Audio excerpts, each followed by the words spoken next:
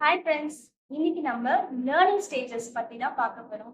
எதுக்காக learning stages பார்க்கணும்னா, இந்த சீரீஸ் பார்க்கறதுக்கு முன்னாடி லேர்னிங் ஸ்டேஜஸ் தெரிஞ்சாதான் சீரீஸை கரெக்டா ஃபாலோ பண்ண முடியும். ஸோ அதனால தான் லேர்னிங் ஸ்டேஜஸ்ல மொத்தம் 4 ஸ்டேஜஸ் இருக்கு. First thing listening, second one understanding, third practising, fourth the most important thing which is doing right thing at right time. Okay, so கொஞ்சம் டீப்பா பார்க்கலாம். First listening.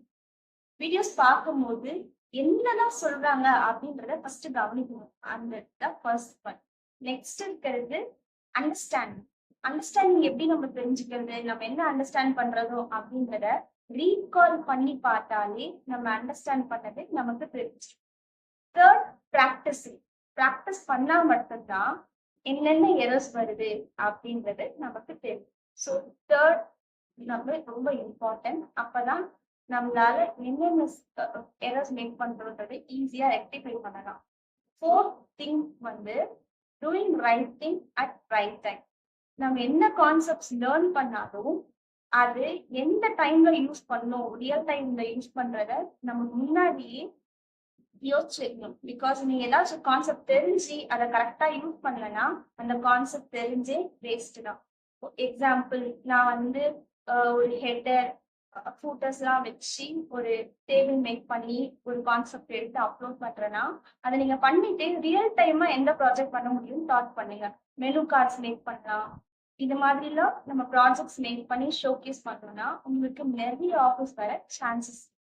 ஓகே ஃபைன், இதுதான் லேர்னிங் ஸ்டேஜஸ்.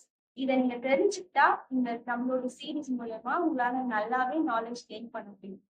அந்த last thing. Okay friends, இப்போ நம்மளோட சீரீஸை நீங்க எப்படி யூட்டிலைஸ் பண்ணிக்க போறீங்கன்றத நான் தெரிஞ்சுக்கணும் இல்லையா? ஸோ ஒவ்வொரு ஸ்டேஜஸும் நான் சொல்லிட்டேன். இதுக்கப்புறம் நீங்க என்னென்ன பண்றீங்கன்றது எனக்கு தெரியப்படுத்துறதுக்கான ஸ்டெப்ஸை நான் சொல்றேன். ஃபர்ஸ்ட் திங், நீங்க வீடியோஸ் பார்த்து கோடிங் பண்றீங்க அப்படின்றது எனக்கும் தெரியணும்.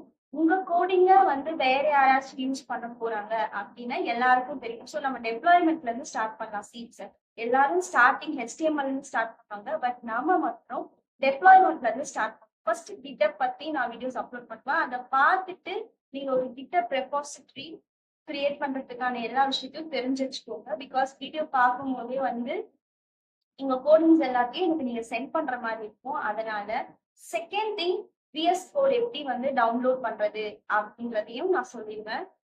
Third one, email ID. Email ID creation most of the மெம்பர்ஸ்க்கு தெரியும். பட் இருந்தாலும் தெரியாத சில ஸ்டூடெண்ட்ஸ் இருக்காங்க அப்படின்னா அவங்களுக்காக நான் சொல்றேன். பிகாஸ் இமெயில் ரைட்டிங் எதுக்காகனா, நீங்க வந்து உங்க ரெப்போவை ஸ்ட்ரெயிட்டா எனக்கு ஷேர் பண்ணணும்னு அவசியம் இல்லை. உங்க இமெயில் ஐடியில உங்க ரெப்போசிட்டரி, ஃபார் எக்ஸாம்பிள் நீங்க என்ன லேர்ன் பண்றீங்களோ அந்த ரெப்போவை நீங்க அந்த இமெயில் ஐடியில மர்ஜ் பண்ணி நீங்க என்னென்ன யூஸ் பண்ணிட்டீங்கன்றத நீங்களே டிஸ்கிரைப் பண்ணும். இது எக்ஸ்ட்ரா ஒர்க்ன்னு நினைக்காதீங்க. பிகாஸ் இது எக்ஸ்ட்ரா ஒர்க் கிடையாது. ஒன்ஸ் நீங்க கம்பெனிக்குள்ள என்ட்ரு ஆன பிறகு டெய்லி நீங்க என்ன பண்ணீங்கன்றத இமெயில் ரைட்டிங் மூலியமா அவங்களுக்கு தெரிவிக்க வேண்டியது இருக்கும். ஸோ இதை take it as a practice. இது மூலமா நீங்க ப்ராக்டிஸ் பண்ணீங்கன்னா உங்களுக்கு அவங்க யூஸ்ஃபுல்லா இருக்கும். டெய்லி நீங்க சென்ட் பண்ணீங்கன்னா அதை பார்த்துட்டு உங்களுக்கு நீங்க எப்படி பண்றீங்கன்றதான் விஷயம் இல்லை. நீங்க நீங்க அனுப்புற விஷயத்த நான் பார்த்துட்டு என்னோட ரிவ்யூ என்னன்னு உங்களுக்கு கண்டிப்பா மெயில் பண்ணுவேன். ஸோ இப்படிதான் போக போகுது. First of all mail ID creation இருக்கணும், GitHub ரெப்போ இருக்கணும் அண்ட் VS கோட். இதுதான் பேஸா நம்ம. ஓகே ஃப்ரெண்ட்ஸ், கம்மிங் அப்லோட்ஸ் இதை பத்தி தான் இருக்க போகுது. கீப் ஆன் வாட்சிங்.